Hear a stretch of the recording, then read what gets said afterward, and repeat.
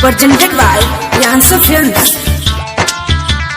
बोले सरस्वती मैया की Manish Raksol. सके सवारी के अवतारी होना बिटिया के देवी बिना के बजैया दर्शन देखा अवतारी होना बिटिया के देवी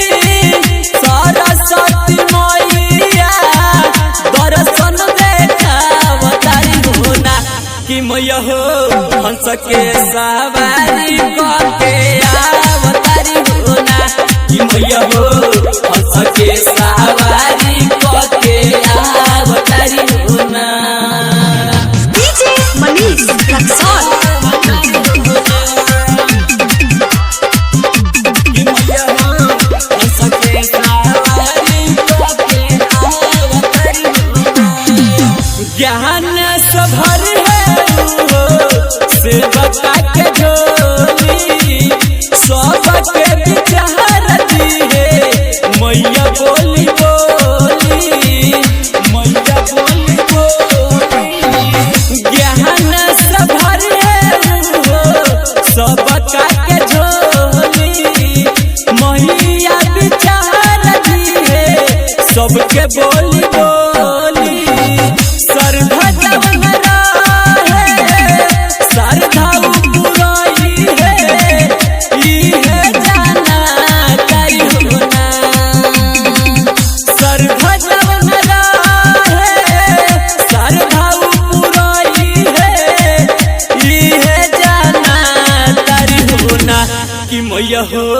हंस के सवारी के अवतारी होना कि मैया हो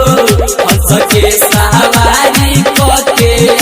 अवतारी होना DJ Manish Raksol. Yansa Recording Studio, Motihari. बोले हंसवाहिनी मैया की हंस के सवारी के अवतारी होना प्रेम परदेसी करे माई के गोहार हो बिहकरम में तराइले रौगदार बार हो रौगदार बार हो प्रेम परदेसी करे माई के गोहार हो बिहकरम बाबू आइले माई के दरबार हो बिना के बजाई है सबके झुमाई है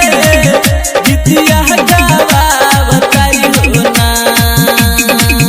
बिना के बजाई है सबके झुमाई है गीतिया गावा अवतारी होना कि मैया हो